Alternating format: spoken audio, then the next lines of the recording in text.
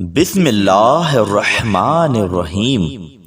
اللہ کے بابرکت نام سے شروع جو بڑا مہربان اور نہایت رحم والا ہے۔ دوستو، آج کی ویڈیو میں آپ کو خوش آمدید کہتے ہیں۔ آج کی ہماری ویڈیو کا موضوع ہے چوتھے آسمان کا فرشتہ۔ حضرت سیدنا حسن رضی اللہ تعالی عنہ حضرت سیدنا انس رضی اللہ تعالی عنہ سے روایت کرتے ہیں کہ حضور نبی کریم رؤوف و رحیم صلی اللہ تعالی علیہ وآلہ وسلم کے صحابہ کرام علیہم الرضوان میں سے ایک صحابی رضی اللہ تعالی عنہ تجارت کیا کرتے تھے۔ ایک ملک سے دوسرے ملک اور ایک شہر سے دوسرے شہر مال تجارت لے جاتے۔ وہ بہت متقی و پرہیزگار تھے اور ان کی عادت تھی کہ اکیلے ہی سفر کرتے۔ اسی طرح ایک مرتبہ وہ سامان تجارت لے کر سفر پر روانہ ہوئے۔ جب ایک جنگل میں پہنچے تو اچانک آئینی زرہ پہنے ایک مسلح ڈاکو نے آپ رضی اللہ تعالی عنہ کو روک لیا اور کہا، اپنا سارا مال میرے حوالے کر دو اور قتل ہونے کے لیے تیار ہو جاؤ۔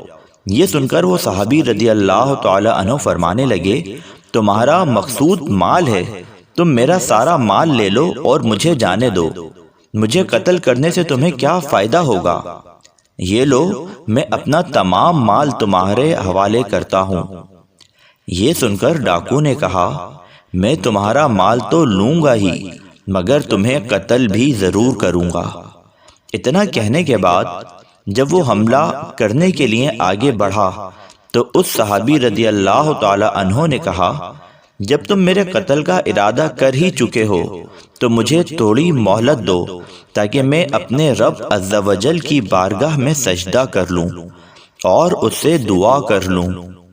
یہ سن کر ڈاکو نے کہا، جو کرنا ہے جلدی کرو، میں تمہیں قتل ضرور کروں گا، جلدی سے نماز وغیرہ پڑھ لو۔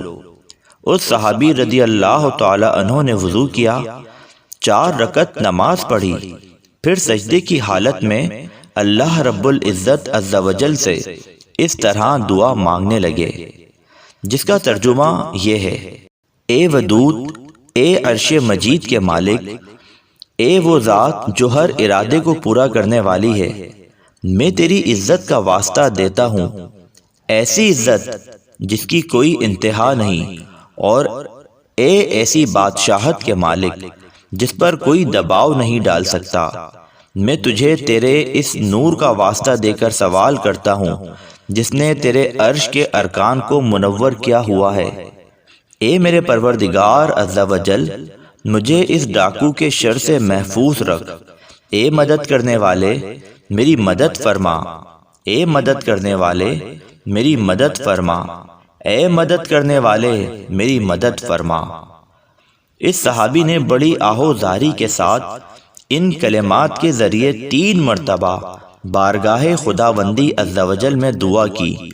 ابھی وہ دعا سے فارغ بھی نہ ہونے پائے تھے کہ ایک جانب سے ایک شاہ سوار ہاتھ میں نیزہ لیے نمودار ہوا اور اس ڈاکو کی طرف بڑھا۔ جب ڈاکو نے اسے دیکھا تو اس پر حملہ کرنا چاہا، لیکن سوار نے نیزے کے ایک ہی وار سے ڈاکو کا کام تمام کر دیا۔ پھر وہ سوار اس صحابی رضی اللہ تعالی عنہ کے پاس آیا اور کہا، کھڑے ہو جائیے۔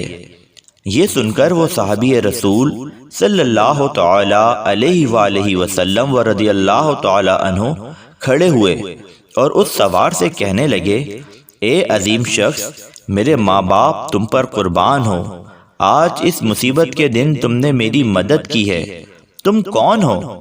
سوار نے کہا، میں اللہ عز و جل کے فرشتوں میں سے ایک فرشتہ ہوں اور چوتھے آسمان سے آپ رضی اللہ تعالی عنہ کی مدد کے لیے آیا ہوں۔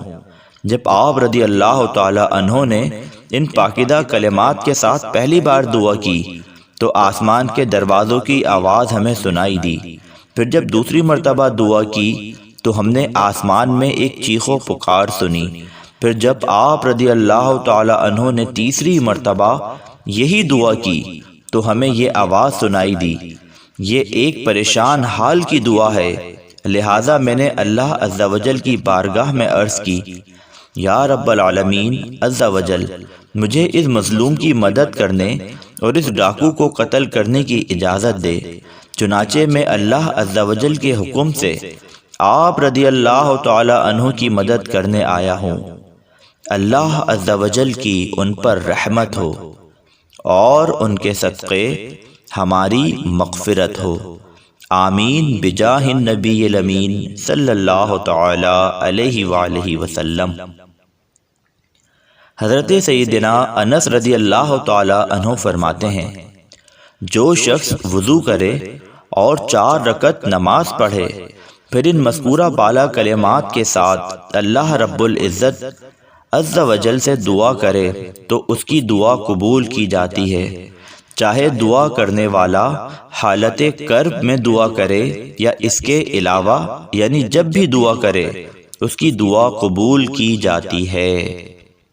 یا الہی جو دعائے نیک میں تجھ سے کروں، قدسیوں کے لب سے آمین ربنا کا ساتھ ہو۔